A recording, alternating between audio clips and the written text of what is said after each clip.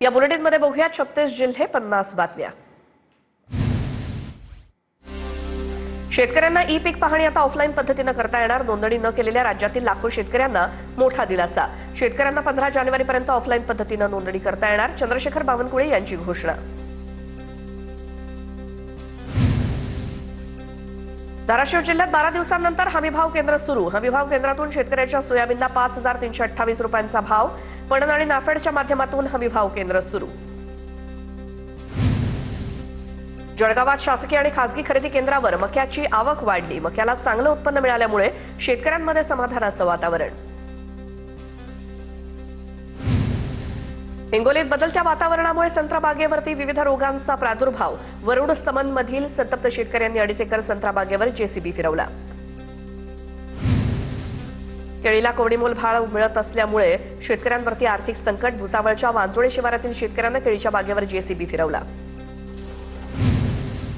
पुणे जिल्ह्यातील थेऊरमधील यशवंत सहकारी साखर कारखान्याच्या जमीन विक्रीला मुख्यमंत्र्यांकडून स्थगिती। कृषी उत्पन्न बाजार समितीच्या वतीने 299 कोटी रुपयांचा व्यवहार। एका संचालकांना थेट मुख्यमंत्र्यांकडे तक्रार केल्यानंतर स्थगिती। यवतमाळमध्ये शेतकऱ्यांना कर्जवसुलीसाठी कोर्टामार्फत नोटीस। राष्ट्रीयकृत बँकांकडून शेतकऱ्यांना कोर्टामार्फत नोटीस। महागाव तालुक्यातील शेतकऱ्यांना सेंट्रल बँकेकडून कर्जवसुलीसाठी नोटीस। ऊसाला प्रतिटन 3,500 रुपये भाव मिळावा या मागणीसाठी ऊस दर संघर्ष समितीच्या वतीने पंढरपुरात बेमुदत आमरण उपोषण। आज उपोषणाचा 6वा दिवस। शेतकरी नेते समाधान फाटे यांचा आजपासून औषधोपचार आणि पाणी बंद करण्याचा निर्णय। नागपूर अधिवेशनावरती जाणारा मुख्यमंत्री युवा कार्य प्रशिक्षणार्थींचा लोटांगण मोर्चा पोलिसांनी अडवला। प्रशिक्षणानंतर रोजगार न दिल्यामुळे विद्यार्थी आक्रमक। प्रशिक्षणार्थी आणि पोलिसांमध्ये झटापट। नागपूरच्या शालार्थ शिक्षक संघर्ष समितीचं अन्नत्याग आंदोलन। आंदोलनादरम्यान एका शिक्षिकेची प्रकृती बिघडली। भोवळ आल्यामुळे शिक्षिका बेशुद्ध। 6 दिवसांपासून आंदोलन सुरू असून शासनानं दखल न घेतल्याची आंदोलकांची माहिती। भंडाऱ्याच्या वैनगंगे किनारी गोसेखुर्द प्रकल्प बाधितांचा जनसमाधी आंदोलनाचा इशारा।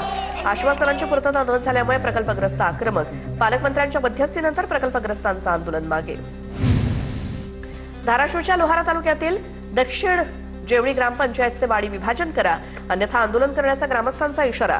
31 डिसेंबरपर्यंत वाडी विभाजन झालं नाही तर 1 जानेवारीला तहसील कार्यालयासमोर आंदोलन करणार। ग्रामस्थांची प्रतिक्रिया। अहिल्यानगरमध्ये माळीवाडा वेस पाडण्यावरून ग्रामस्थांमध्ये तीव्र संताप। माळीवाडामधील नागरिकांची निषेध सभा। महापालिकेविरोधात आंदोलन करण्याचा इशारा। नाशिकच्या येवल्यातील नगरसूल रेल्वे अंडरपास बंद। रेल्वे मार्गाच्या विस्तारीकरणामुळे 28 डिसेंबरपर्यंत अंडरपास बंद राहणार असल्याची माहिती। अंडरपास बंद असल्यामुळे वाहनधारकांचे विद्यार्थ्यांचे हाल। धाराशिवच्या परंडा तालुक्यातील सिरसावमधील जिल्हा परिषद शाळेची दुरवस्था। शाळेची जीर्ण इमारत झाल्यामुळे शाळा समाज मंदिरात भरवली जाते। बुलढाण्यातील अकोट ते खामगाव राष्ट्रीय महामार्गावरती गतिरोधक नसल्यामुळे नागरिक रस्त्यावर। गतिरोधक नसल्यामुळे सातत्याने अपघात घडत असल्यामुळे नागरिक आक्रमक। तात्काळ गतिरोधक न लावल्यास महामार्ग खोदण्याचा इशारा। रत्नागिरीतील वेरळ घाटामध्ये खड्ड्यांचं साम्राज्य। वाहनधारकांना खड्ड्यात न वाहन चालवताना करावी लागते मोठी कसरत। ठेकेदाराचं दुर्लक्ष तर महामार्गावरचे खड्डे तात्काळ दुरुस्त करण्याची नागरिकांची मागणी।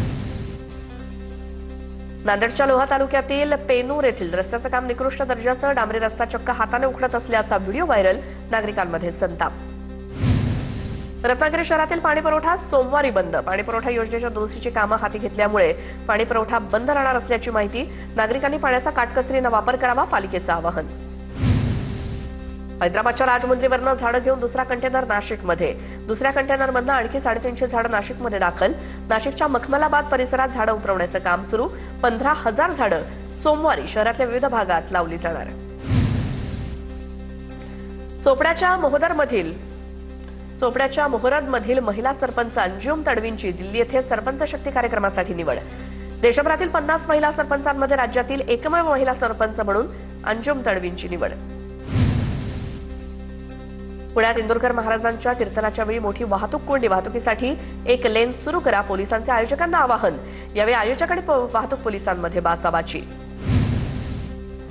पुण्यातील 24 दृष्टिहीन मुलामुलींनी अनुभवला रायरेश्वर किल्ल्याचा इतिहास। विद्यार्थ्यांना निसर्गाचा आणि ऐतिहासिक गडकिल्ल्यांचा अनुभव घेता यावा यासाठी नवजीवन संस्थेकडून उपक्रम राबवण्यात आला। कोल्हापुरात पारंपरिक पद्धतीने भक्तिमय वातावरणात आंबेल यात्रोत्सव संपन्न. ओढ्यावरील रेणुका मंदिरात यात्रेसाठी भाविकांनी मोठ्या संख्येने हजेरी लावली. साताऱ्याच्या म्हसवडमध्ये नागाबो यात्रेत गजी नृत्य आणि पारंपरिक धनगरी ओव्यांचा कार्यक्रम. जिल्ह्यातील 50 गावातील गजी मंडळांचा उत्स्फूर्त सहभाग.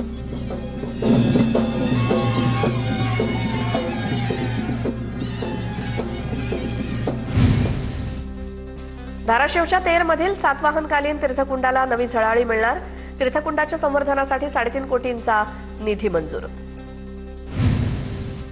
गोंदियातील नवेगाव बांध जलाशय परिसरात परदेशी पाहुणे दाखल. पक्षीप्रेमी पर्यटकांसोबतच छायाचित्रकारांमध्ये उत्साहाचं वातावरण. कोल्हापुरातील राजेंद्र शिंदेने तयार केली 51,000ची कोल्हापुरी चप्पल. राजेंद्र शिंदेने तयार केलेली कोल्हापुरी ही इटलीसाठी पाठवणार. राजेंद्र शिंदेना त्यांच्या मित्राकडनं ही ऑर्डर मिळाली. आडगाव रेल्वे स्थानकातील जुना लोखंडी पादचारी पूल कोसळल्याची घटना. एका कामगाराचा मृत्यू तर 4 जण जखमी झाल्याची माहिती. जखमींवर रुग्णालयात उपचार सुरू. साताऱ्याच्या सावरी गावात मुंबई क्राईम ब्रांचचा छापा. एका शेडखाली एमडी ड्रग्ज बनत असल्यानं कारवाई केल्याची माहिती. कारवाई दरम्यान 4 जण पोलिसांच्या ताब्यात. यवतमाळ मार्गे अमरावतीकडे जाणारा अवैध सुगंधित गुटखा जप्त. एलसीबी पथकाची घाटंजी टी पॉइंट परिसरात कारवाई. कारवाईत 2 वाहनांचा 19,53,700 रुपयांचा मुद्देमाल जप्त. 2 जणांना अटक. पुढील तपास सुरू. जळगावच्या भुसावळ येथील महावितरणमधील निवृत्त अधिकाऱ्यांची 80 लाखांची फसवणूक. डिजिटल अरेस्टच्या नावाखाली गंडा घातल्याची माहिती. जळगावातील सायबर पोलिसात गुन्हा दाखल. जळगावच्या यावलमधील तरुणाच्या हत्येप्रकरणी 5 संशयितांना न्यायालयीन कोठडी.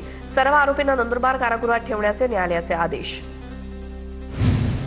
अल्पवयीन मुलीशी अश्लील कृत्य आणि जाब विचारताच आरोपीकडनं नातेवाईकांवरती जीवघेणा हल्ला. वाशिमच्या मालेगाव शहरात धक्कादायक घटना. पॉक्सो अंतर्गत गुन्हा दाखल करत आरोपीला अटक.